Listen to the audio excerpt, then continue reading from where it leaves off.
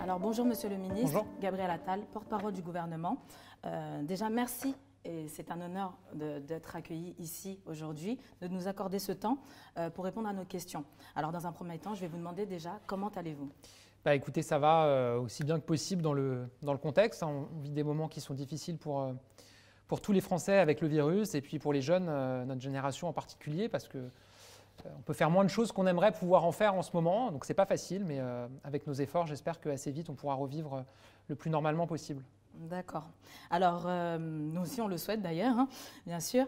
Alors, pour rappel, nous ne sommes pas là pour porter des accusations contre qui que ce soit, encore moins envers les forces de l'ordre, car c'est un métier respectable. Mais face aux derniers événements, c'est vrai par rapport à l'affaire Michel Zecler, et c'est pour ça qu'on a fait cette demande d'interview, on a besoin de comprendre, d'avoir aussi des retours, des réponses du gouvernement et de votre avis aussi en tant qu'homme. Alors, avant de rentrer dans le vif du sujet, j'aimerais savoir déjà pourquoi vous avez accepté cette interview avec NWE, notre page c'est une page en fait d'information, de divertissement pour la communauté qui vise à promouvoir en fait la culture africaine. Pourquoi vous avez accepté cette interview? Moi, je suis porte-parole du gouvernement, donc je dois expliquer ce que fait le gouvernement et répondre aux questions des gens, des journalistes, sur l'action du gouvernement, sur ce qui se passe en France aujourd'hui. Et je considère, mais c'est peut-être aussi parce que je suis jeune, que les réseaux sociaux, qu'Internet, c'est un média à part entière et qu'il faut aller partout où on m'invite. Évidemment, du moment que c'est sérieux hein, et qu'on parle de sujets sérieux, et là les sujets dont on va parler sont importants, il faut parler à tout le monde et partout où c'est possible. Donc je n'ai pas hésité une seule seconde quand j'ai reçu votre invitation. D'accord. En tout cas, merci encore. Alors, on va commencer par l'article 24 de la loi sécurité globale. J'ai commencé par introduire justement ce sujet en utilisant enfin, cette pancarte en vérité, enfin, ce qui était écrit sur cette pancarte lors de la manifestation le 28 novembre dernier. Donc il y avait écrit « Baissez vos armes, on baissera nos portables ». Alors, nous savons qu'actuellement, il y a une réécriture de l'article 24 qui est en cours. Juste pour rappel, cet article 24 de la loi sécurité globale vise, en tout cas, prévoit la possibilité de pénaliser la diffusion malveillante de l'image des policiers et des gendarmes sous peine d'1 an de prison, 45 000 € d'amende. Alors, c'est vrai que le terme malveillant paraît assez subjectif. Qu'entendez-vous par là? Comment une vidéo pourrait-elle être jugée objectivement comme étant malveillante? Y aurait-il des critères spécifiques pour déterminer cela? Alors, d'abord, ce qui est important, c'est de rappeler l'objectif de cet article 24 au départ. L'objectif, c'est de protéger des policiers qui, aujourd'hui, sont menacés dans leur vie privée, quand ils sont avec leurs enfants, quand ils sont chez eux, quand ils vont faire leurs courses. Pourquoi? Parce que des personnes utilisent une photo ou une vidéo d'eux et font circuler leur image et leur identité sur les réseaux sociaux dans l'optique que des personnes viennent les attaquer. Ça, aujourd'hui, il y a un certain nombre d'articles dans la loi qui permettent d'y répondre. Aujourd'hui, si vous appelez à la haine contre quelqu'un, si vous appelez à la violence contre quelqu'un ouvertement, vous pouvez être poursuivi par la justice. Mais si vous faites juste circuler une photo ou une vidéo d'une personne sur un groupe Facebook qui appelle à s'en prendre aux policiers, mais que vous-même, vous ne dites pas allez vous en prendre à cette personne, aujourd'hui, il y a un vide dans la loi, on ne peut pas aller vous poursuivre.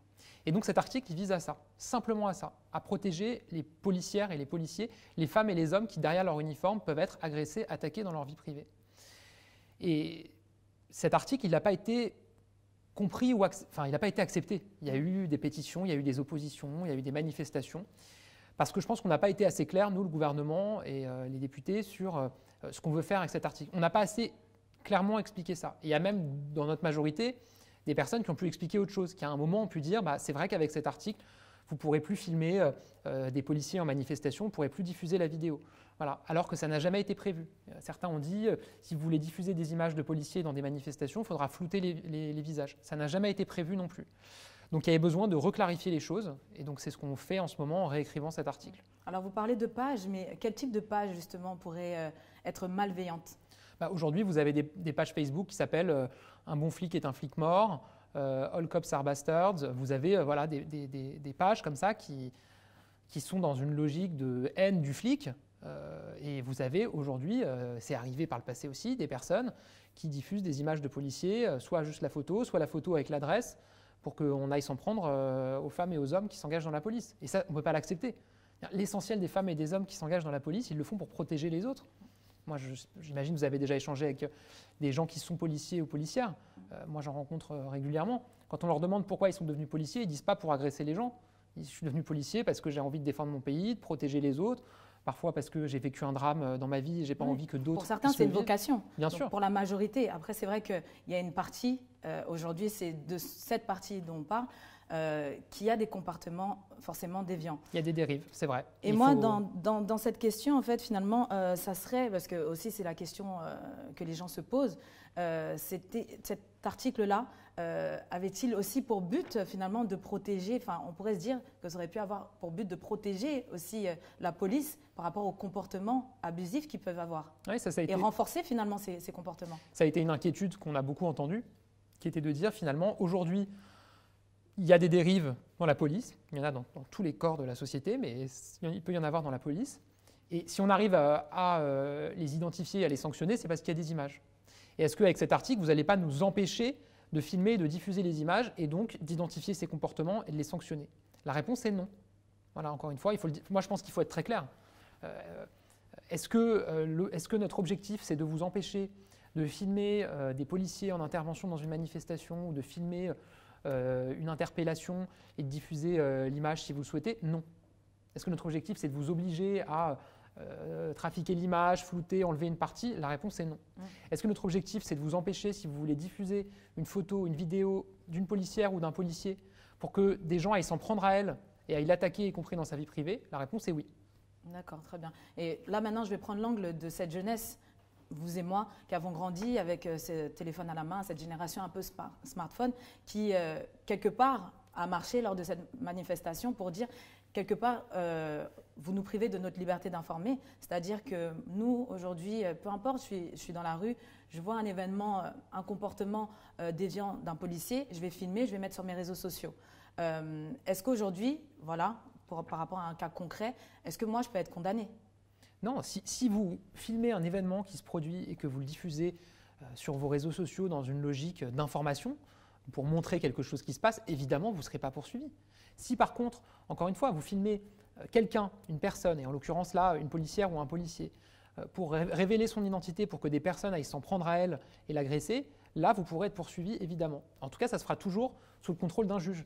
Ce n'est pas l'État ou la police qui va venir vous saisir votre téléphone portable, qui va venir supprimer une vidéo de votre compte ou qui va venir vous mettre en prison. C'est le juge qui va être qui va définir ce qui s'est passé. D'accord, très bien. En tout cas, je pense que la réponse est claire, c'est que oui, en tout cas, on peut continuer à filmer. Maintenant, le terme malveillant, ça serait dans un certain contexte où cette vidéo va être partagée.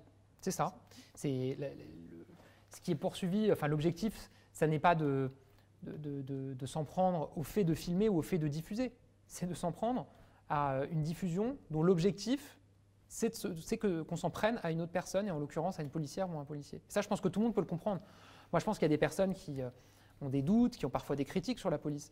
Mais je pense que le nombre de personnes qui disent finalement il faut s'en prendre aux flics, il faut aller agresser les policiers, ils ne sont pas très nombreux dans notre pays. D'accord, très bien. Alors maintenant, on va vraiment rentrer dans le vif du sujet, ce pourquoi on vous a contacté, parce que la polémique était autour de l'affaire Michel Zecler, le racisme au sein de la police française. Donc pour recontextualiser, nous avons tous vu cette vidéo sur les réseaux sociaux circuler, où cet homme, Michel Zecler, se fait tabasser et traiter, d'après son témoignage, de sale nègre par une bande de policiers en entrant dans son studio de musique. Alors, il est loin d'être le premier à subir ce genre d'interpellation violente, mais dans son malheur, la chance qu'il a eue, c'est que son studio était équipé. Autrement, peut-être au lieu d'être reconnu comme victime, il aurait été, lui, condamné, parce qu'on sait que ces policiers ont fait des déclarations dites falsifiées. Alors, ma première question, ça serait de savoir, est-ce que le gouvernement, aujourd'hui, reconnaît que des pratiques d'interpellation racistes sévissent au sein des équipes de police françaises? Et peut-on dire aujourd'hui que le cas de Michel Zecler est bien une bavure raciste de ces policiers? Moi, j'ai les mêmes informations que vous avez sur cette affaire. c'est-à-dire les vidéos qui ont circulé, le témoignage de Michel Zecler, les témoignages de voisins. Et donc, moi, les conclusions auxquelles j'en arrive quand je vois tout ça, c'est que oui, bien sûr, on peut parler de bavure raciste, puisque visiblement, il y a des mots sale nègre qui ont été employés et qu'on voit qu'il y a eu un déferlement de violence totalement gratuite, d'après ce que montrent les images. Quand vous avez une personne toute seule dans son local qui se fait agresser par 3 personnes, une personne qui arrive qui jette une grenade lacrymogène, quel que soit ce qui s'est passé avant, s'il s'est passé des choses, ça ne justifie pas ce qui s'est passé. Donc la réponse est oui, ça correspond à une bavure grave et la justice est saisie. Ces policiers, c'est le ministre de l'Intérieur qui l'a annoncé, ils seront révoqués, c'est-à-dire qu'ils ne porteront plus l'uniforme parce qu'on ne peut pas accepter ça dans la République. D'accord, très bien. Alors c'est vrai que le terme violence policière, là je vous ai parlé de bavure raciste policière, mais le terme de violence policière, il semblerait qu'au sein du gouvernement, ce n'est pas tellement accepté. Pourquoi ? Moi je vais vous dire, si la question qui est posée, c'est de savoir s'il y a des violences ou du racisme dans la police. La réponse est oui, il y en a partout, il y en a dans toute la société. Et je vais vous dire, la police, elle est aussi à l'image de la société, pour le meilleur, c'est-à-dire avec la diversité. Vous avez des personnes noires, arabes dans la police, vous avez des personnes de tous les milieux sociaux, mais aussi pour le pire, c'est-à-dire que vous avez, comme dans toute la société, des personnes qui ont la haine, qui sont racistes, qui sont homophobes, qui sont antisémites. Et l'important, c'est de les identifier, et d'identifier leurs dérives, et puis de les condamner et de les sanctionner. Voilà. D'accord. Alors, moi, je vais rentrer un peu dans ce sentiment d'injustice, finalement, parce que c'est vrai qu'aujourd'hui, on fait cet entretien. Il y a un point de vue de la jeunesse, le point de vue français. Il y a aussi ce point de vue de la communauté. Nous sommes des afrodescendants. Et c'est vrai que moi, en tant que femme, je ne suis pas forcément, ça serait mentir de dramatiser et de dire que je suis confrontée à des contrôles de police tous les jours. Non, ce n'est pas le cas. Mais c'est vrai que j'ai beaucoup d'amis autour de moi, des hommes noirs, des hommes issus de la banlieue, de l'immigration, qui sont constamment contrôlés. Ça veut dire dans la journée, ils peuvent être contrôlés 2, 3, 4 fois. C'est-à-dire ils perdent des fois 1 heure, 2 heures de leur journée pour rien. C'est frustrant. Et c'est vrai qu'aujourd'hui, nous, ce qu'on aimerait savoir, c'est que dans le fond, on n'interdit pas et on ne souhaite pas empêcher les policiers de faire leur devoir. Mais dans la forme, est-ce qu'il n'y aurait pas d'autres manières, finalement, d'éviter de générer ce sentiment de colère, ce sentiment d'injustice ? Si, moi je pense que si. Ce que vous dites et ce à quoi vous faites référence, moi, c'est des choses que j'entends. Je rencontre beaucoup de monde. Vous savez, quand on est au gouvernement, on se déplace beaucoup, on rencontre des gens. Je vais dans les quartiers, je vais en province, je vais dans beaucoup d'endroits. Et c'est vrai que c'est quelque chose qui revient souvent pour des jeunes, notamment dans certains quartiers, qui disent on se fait contrôler tout le temps. Et il y a un contrôle au faciès. Et ça, c'est pas acceptable. Ça n'est pas dans les règles de la République, ça n'est pas dans les directives de la police, et ça n'est pas ce qu'on demande aujourd'hui aux policiers. Et donc oui, il faut agir. Moi, je pense qu'il y a plusieurs enjeux. Il y a d'abord la question de la formation. Il faut avoir une vraie formation de qualité pour nos policiers au départ, puis ensuite pendant qu'ils sont policiers, parce que les choses, elles évoluent, donc il faut les former en continu, en fait. Et donc là, je pense qu'on peut progresser. Et puis, il faut mieux identifier les dérives. Et là-dessus, le président de la République a annoncé qu'on allait mettre en place 2 initiatives. D'abord, on va faire un grand sondage en ligne pour que vraiment on ait une vision exhaustive de ce qui est vécu aujourd'hui. Ce que vous me dites là et ce qui est vécu par des personnes qui vous en parlent, elles auront la possibilité de le dire au gouvernement, de le dire à l'État sur un grand sondage qui va couvrir beaucoup de personnes pour avoir une vision. C'est quoi les problèmes? Où est-ce qu'ils sont les plus concentrés? Et puis ensuite, on va mettre en place en début d'année 2021 là, une plateforme pour que des personnes qui sont victimes ou s'estiment victimes de discrimination ou de pratiques qui ne sont pas acceptables, elles puissent le signaler et que ça puisse être regardé par des associations, par des autorités compétentes comme le défenseur des droits pour agir. D'accord. Alors, une petite question. Est-ce que vous avez déjà été contrôlé? Oui, il m'est arrivé d'être contrôlé. Je dois dire que ce n'était pas, entre guillemets, de manière inopinée. C'est parce que je sortais d'une soirée où on avait fait beaucoup de bruit. Donc voilà. Mais la réalité, c'est que moi, je n'ai jamais, y compris avant que je sois évidemment au gouvernement ou en politique, quand j'étais un simple citoyen, entre guillemets, j'ai jamais été confronté à ça. Mais de même que j'ai jamais été confronté au racisme ou à des discriminations dans l'accès à l'emploi ou à un logement en raison de ma couleur de peau. Évidemment, par principe. J'ai pu être confronté à d'autres discriminations et à d'autres attaques sur d'autres volets de ma personnalité, Mais pas sur votre couleur de peau, non, en tout cas. Non, jamais, évidemment. Oui. Ça ne m'empêche pas d'avoir des amis, de rencontrer des personnes qui en ont été victimes, qui en sont victimes et qui m'en parlent.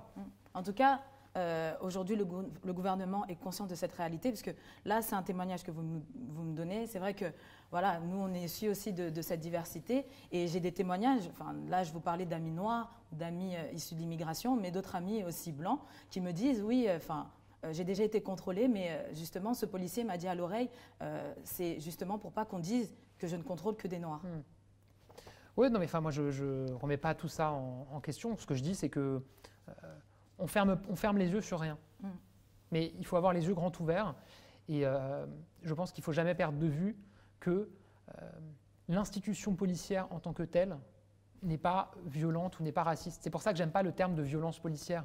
Parce que ça revient à dire que finalement, le fait d'être policier est violent ou est raciste. Bah non.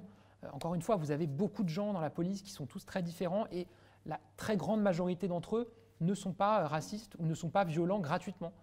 Maintenant, vous avez des dérives et c'est tout l'honneur de la police de les identifier et de les sanctionner. Et c'est ça qu'il faut faire mieux. D'accord.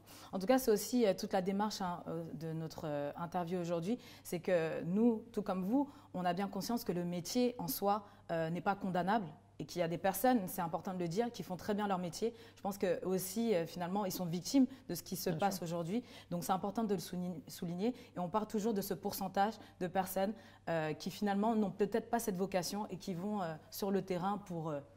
on ne sait quelle raison, en tout cas, faire ces actes de violence également. Donc, ma prochaine question, c'est aussi par rapport au comment rétablir finalement le lien de confiance entre les Français et ceux qui les protègent. C'est vrai qu'on pourrait en avoir plein d'exemples. Encore dernièrement, le média indépendant Mediapart a évoqué, a publié une vidéo où on voyait, alors je vais citer, 6 jeunes n'ayant commis aucun délit sont violemment interpellés par des policiers agissant en toute illégalité. L'un des agents tire 2 fois, sans sommation, vers la tête du conducteur. La préfecture de police de Paris n'a pas suspendu ce policier, affirmant que la justice avait conclu à la légitime défense. Ce qui est faux d'après Mediapart. Et la vidéo, de toute façon, elle est disponible sur leur site internet. Alors moi, ma question, c'est ça. C'est vrai qu'avec tout ce qui a pu se passer ces derniers temps, on en vient à se demander comment nous, se protéger de ceux qui sont censés nous protéger. Non, mais c'est justement tout l'enjeu du moment, là, c'est de montrer que dès qu'il y a une situation inacceptable qui est mise à jour, il faut qu'il y ait une sanction immédiate. Et il faut qu'on soit exemplaire. Parce que sinon, on en vient à douter, et moi je ne veux pas que la population en vienne à douter de la police en tant que telle. Parce qu'encore une fois, la police est là pour nous protéger. Et moi, ma conviction, c'est que la majorité des Français, évidemment, ils ont confiance dans la police. Ils aiment leur police. Quand il nous arrive quelque chose, qu'on se fait cambrioler, qu'on se fait agresser... C'est la première chose qu'on fait. C'est la première chose qu'on fait. On appelle la police pour qu'elle vienne nous protéger. Moi, j'ai des petites sœurs, quand elles rentrent de soirée, elles sont bien contentes de voir qu'il y a des policiers pas très loin, parce qu'elles se disent, s'il nous arrive quelque chose, au moins on est protégé.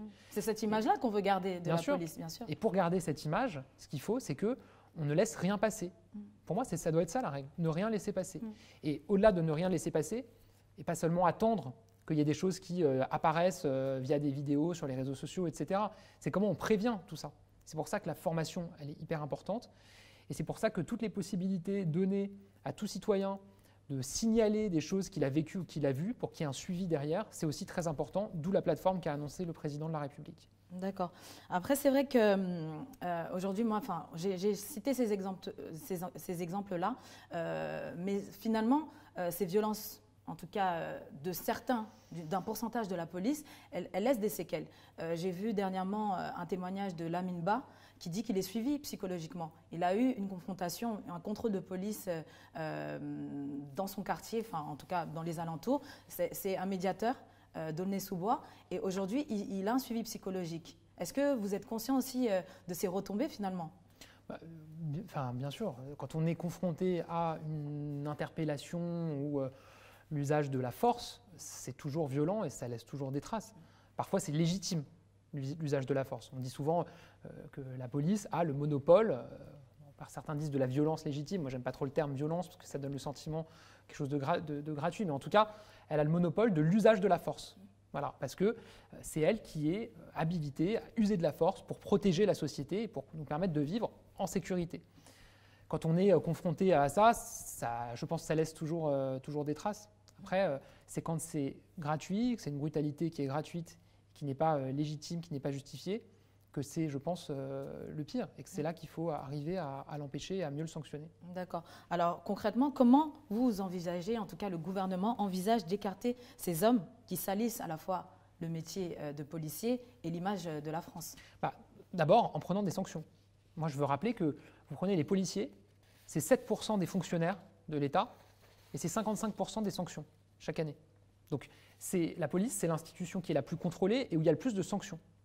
Je vous donne un exemple. Il y a 1 an ou 1 an et demi, il y a un groupe WhatsApp qui a été découvert entre policiers, je crois que c'était en Normandie, avec des propos racistes. Un déluge de propos racistes entre policiers. Qu'est-ce qui s'est passé? Ça a été identifié. Il y a eu une enquête et les policiers ils ont été révoqués. Aujourd'hui, ils ne portent plus l'uniforme parce que ce n'est pas acceptable qu'il y ait ça dans la police.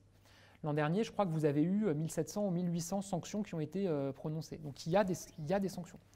Mais finalement, ce qu'on se dit, c'est qu'il y a un réseau finalement de policiers racistes au sein de la police française. C'est-à-dire, quelque part, on se pose la question, ça serait un peu comme un gang, il faudrait démanteler ce réseau-là. Est-ce qu'il y a des choses qui sont envisagées? Je ne crois pas ça. Moi, je pense que...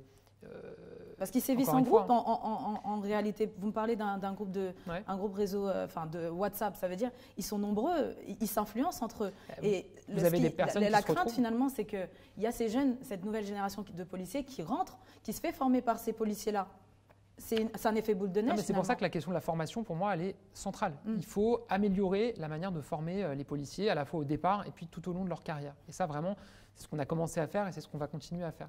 Mais il me semble qu'aujourd'hui, la formation des policiers a été réduite. Oui, et pour le coup, on l'a dit, c'est une piste qui a été suivie et puis qui en fait n'est pas bonne. Donc on va probablement faire évoluer ça. C'est en 2019 où effectivement, je crois qu'il y avait eu un choix qui avait été fait de réduire une partie de la formation. Il est passé de 1 an à 8 mois ou 6 mois. Oui, je n'ai plus les détails exactement, mais voilà. Et on voit que c'est hyper important. Mais pas uniquement la formation au départ. Moi, je pense que c'est tout au long de la carrière. Exactement. Parce qu'on va être formé pour un poste et puis on va évoluer dans la hiérarchie et puis la société, elle va évoluer. Ce n'est pas les mêmes problèmes auxquels on va être confronté. Donc, il faut en permanence qu'on ait des sessions de formation pour être sûr que tout se passe bien. Et ça, pour moi, c'est central. D'accord. Et c'est vrai qu'on sait que dans tous les cas, les policiers sont évalués tout au long de leur carrière. Parce qu'on sait qu'ils sont évalués par rapport à leur métier, mais est-ce que leur comportement est revu aussi? Des comportements, peut-être des procès qui ont été à leur encontre, ou comment ça se passe pour aussi pouvoir distinguer? Ah oui, mais de toute façon, vous savez, si vous avez des policiers, mais comme dans toute administration, qui commettent des actes racistes, antisémites, homophobes ou des actes de violence gratuite, le sujet n'est même plus de savoir comment ça rentre dans leur évaluation. Le sujet est de savoir s'ils ont encore quelque chose à faire dans la fonction publique, ou en l'occurrence là dans la police. Et la réponse est souvent non. C'est pour ça qu'il y a autant de sanctions qui sont prononcées. Après, vous avez une échelle des sanctions, ça va du blâme, de l'avertissement, et là oui, ça rentre dans l'évaluation, jusqu'à la révocation, où là on ne se pose plus la question de l'évaluation, puisque vous êtes révoqué, vous ne faites plus partie de la police. D'accord. Et quelque part, est-ce qu'on peut dire, c'est vrai que tout ce phénomène, c'est pas quelque chose de nouveau. Aujourd'hui, peut-être c'est la goutte d'eau, ou en tout cas, c'est une accumulation de choses, et c'est venu dans une période en plus où nous sommes confinés. Il y a eu les gilets jaunes. En tout cas, il y a eu beaucoup de manifestations. Est-ce que finalement, aujourd'hui, c'est vrai que le gouvernement avait conscience de cette réalité, mais encore plus aujourd'hui, pour faire changer les choses finalement? Parce que là, en échangeant, j'ai l'impression que quand même ce côté contrôle au faciès, ce côté quand même, cette voix de la communauté, un noir qui se fait contrôler systématiquement, c'est beaucoup plus entendu aujourd'hui après tous ces faits? Non, mais je pense que par ailleurs, on est dans un moment dans le monde entier où, avec justement les réseaux sociaux, avec les médias qui se sont engagés, on en parle plus. Aux États-Unis, il y a eu le mouvement Black Lives Matter, c'est aussi lié à ça. Et donc, je ne fais pas de comparaison immédiate entre le mouvement aux États-Unis et le mouvement en France. On n'est heureusement pas dans la même situation.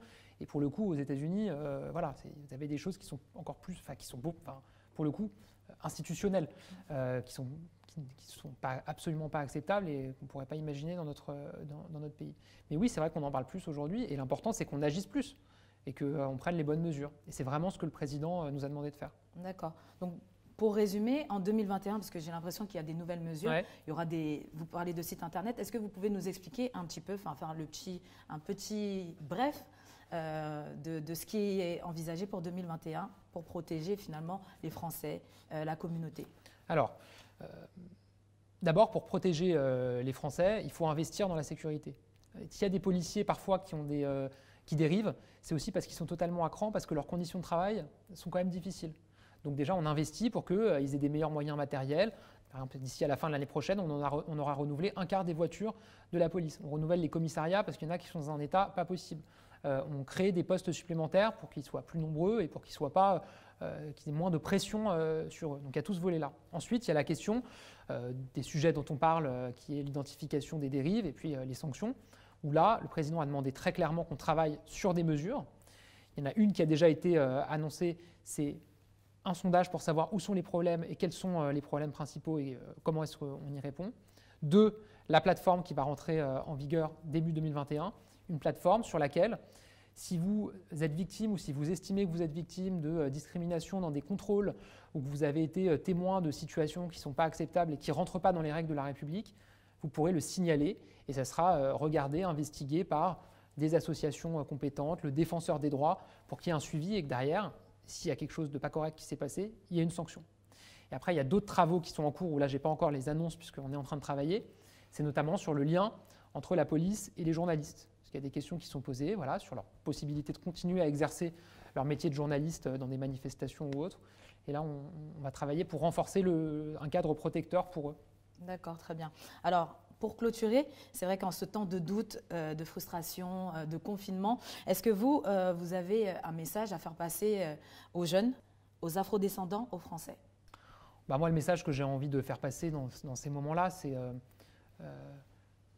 on est dans un moment où on a plus que jamais besoin d'unité. Il y a tellement de fractures dans la société depuis longtemps qui sont aujourd'hui révélées encore plus importantes parce qu'il y a une crise sanitaire, parce qu'il y a une crise économique, parce qu'il y a une crise autour de la sécurité et du rapport qu'on a à la sécurité, que je pense que c'est au contraire un moment où on a besoin de se rassembler parce que si on se divise, la fracturation du pays, ça ne lui a jamais permis de s'en sortir, ça ne l'a jamais aidé. Et je pense qu'il faut aussi garder un esprit optimiste. Moi, je suis un éternel optimiste parce que si on se dit on est dans une situation terrible, on ne va pas en sortir, ça ne sert plus à rien de se lever de matin et d'essayer de changer les choses. À la fin, ça devient le chacun pour soi et comment est-ce que moi, je vais me protéger et comment est-ce que moi, je vais essayer de m'en sortir tout seul. Si on veut s'en sortir, il faut tous qu'on se serre les coudes. Voilà. Alors, avant de se quitter, c'est NWE et forcément, on voulait mettre notre petite touche. Donc, on a des questions cool en mode NWE. Monsieur Gabriel Attal, ministre, porte-parole du gouvernement, jeune. Vous avez quel âge d'ailleurs? 31 ans. Waouh. Ouais. Bravo déjà pour le parcours. Merci. Alors, on va rentrer dans le vif du sujet, notre sujet NWE. Ouais. Cette fois-ci, vous savez, NWE, c'est un média qui fait la promotion de la culture africaine. On voulait savoir si vous avez déjà été en Afrique et dans quel pays, bien sûr. Alors ouais, je suis déjà allé plusieurs fois en Afrique. Je suis allé au Mali, je suis allé au Sénégal et le dernier pays que j'ai visité où je suis allé, c'est le Nigeria. J'étais à Lagos en tant que secrétaire d'État à la jeunesse, parce qu'avant d'être porte-parole du gouvernement, j'étais en charge de la jeunesse au gouvernement. Et j'étais allé en déplacement officiel à Lagos, au Nigeria. Je ne connaissais pas du tout. Donc c'est Afrique anglophone et c'était passionnant. D'accord. Donc là, par rapport au Mali, Sénégal, Nigeria, quels souvenirs vous en gardez? Est-ce que vous voyez une différence entre justement le côté francophone, anglophone? Ah oui, oui, on sent c'est des cultures différentes. Je trouve que ça se ressent. Moi, ce qui me frappe à chaque fois, c'est la jeunesse. C'est par définition un continent très jeune, par nature, mais surtout, c'est une jeunesse qui est hyper dynamique, qui est hyper bienveillante, qui a envie d'entreprendre, qui a envie de faire des choses. Au Nigeria, j'ai vu des jeunes créateurs, des jeunes designers, mais aussi des jeunes qui ont créé leur boutique, leur commerce. C'était, et puis au Sénégal, au Mali aussi, moi c'est toujours la jeunesse qui me frappe et son état d'esprit. D'accord. Est-ce que vous avez goûté du jollof rice? Oui, absolument. Ouais, j'ai goûté ça. Je suis pas resté longtemps. Il y en a deux. Il y a du jollof rice en tout cas au Sénégal. Il y a aussi au Nigeria. Au Nigeria, ils appellent ça jollof rice. Au Sénégal, c'est le cheb. Ah, je connaissais pas le nom au Sénégal. Quasiment, mais au Nigeria, ils m'en ont parlé. J'en ai goûté. Vous avez goûté, vous avez aimé? Ouais, c'était une découverte, quoi. D'accord, très bien. Bon, c'est bien, c'était une bonne immersion en tout cas. Voilà. Alors, ma deuxième question, ça serait, quelle musique en ce moment vous enjaille? Alors, le terme enjailler, c'est En plus, tout le titre de NWE, Niggas with Enjoyment. Donc, enjailler, c'est s'ambiancer, s'amuser. Ah ouais. On le dit, c'est un terme ivoirien, en fait, c'est de l'argot ivoirien. Donc, on dit, ça m'enjaille. Alors, quels sont vos enjailles en ce moment? Qu'est-ce qui m'enjaille? Moi, je suis assez éclectique. J'écoute pas mal de trucs très différents. Si on prend ce qu'on appelle musique urbaine, entre guillemets, moi, c'est ma grande découverte de 2020, c'est Bosch. Je suis fan, voilà, j'adore. Moi aussi, j'aime bien. Ouais, le matin, ça donne la pêche. Ouais. Pas Jomb, on écoute ça le matin, on a la pêche pour toute la journée. Mais voilà, j'écoute. Et donc, ça peut à la fois aller sur Bosch, mais j'ai écouté le dernier album de Carla Bruni et je l'ai beaucoup aimé aussi. Donc voilà, c'est très, très divers. D'accord, très bien. Et pour terminer, comme vous êtes aussi une génération, comme la nôtre, cette génération smartphone, je vais quand même rappeler, parce que c'est vrai qu'en octobre 2018, vous avez été nommé secrétaire d'État auprès du ministre de l'Éducation nationale et de la jeunesse. Vous n'aviez que 29 ans, donc vous étiez le plus jeune en fait secrétaire d'État sous la Ve République. Ouais. Donc, déjà, on peut vous féliciter. Bah merci. C'est la seule chose pour laquelle je n'y suis pour rien, c'est mon âge. Voilà, ça j'ai pas choisi.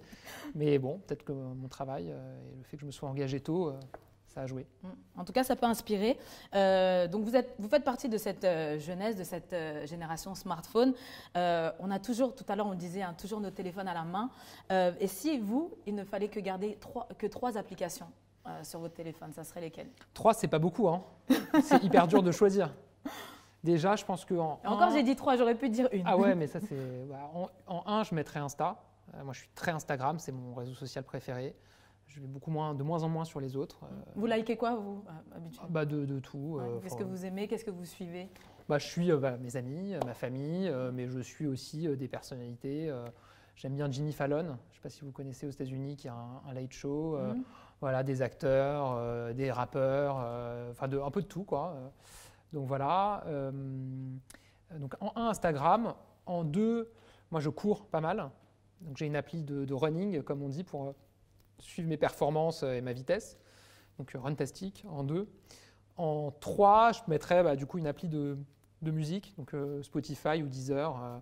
Les deux sont bien pour écouter de la musique. Et je rajouterais quand même quelques applis sympas, marrantes. Par exemple, j'aime bien en ce moment, avec mes frères et sœurs, on joue avec ça sur FaceSwap pour échanger son visage sur des films et des séries. C'est assez marrant. C'est sympa, c'est pas. Mais du coup, vous n'avez pas l'application Covid Ah non, je ne l'ai pas cité. Oh là là.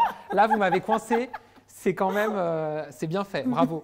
Mais oui, je l'ai, mais effectivement. Mais vous ne la garderez pas. Disons que si je peux choisir que 3 applis, franchement, voilà. Vous préférez remplir l'attestation et puis. C'est ça. Et puis garder notre appli. Mais vous avez raison, il faut télécharger l'appli. C'est vrai que j'ai même pas pensé à le dire, voilà. Mais au moins c'est fait. On a pensé pour vous. Merci et bravo. Mais il faut la télécharger. Il y a déjà plus de 10 millions de téléchargements. Et je vais vous dire, c'est l'appli dont on a tous hâte de pouvoir nous en débarrasser. Ça, pour le coup, c'est vrai. C'est pour ça que j'y pense pas dans mes 3 applis favorites. C'est pas mon appli favorite, mais c'est une des plus nécessaires en ce moment. Voilà, comme on retombe Donc c'est sur ses l'appli pattes. Stop Covid. Ouais, tous anti-Covid. Tous anti-Covid. Bon, vous voyez, je crois que moi aussi, je vais la télécharger du coup. En tout cas, merci beaucoup encore, Monsieur le Ministre. Gabriel Attal, porte-parole du gouvernement. C'était un plaisir et c'était surtout un plaisir d'avoir cette parole transparente, sincère. En tout cas, merci encore, Monsieur le Ministre, pour d'avoir répondu tout simplement à nos questions. Merci à vous et puis à votre disposition pour réorganiser des échanges sur tous les sujets que vous voudrez. Je pense que c'était important qu'on parle de ces sujets-là en ce moment. Merci beaucoup.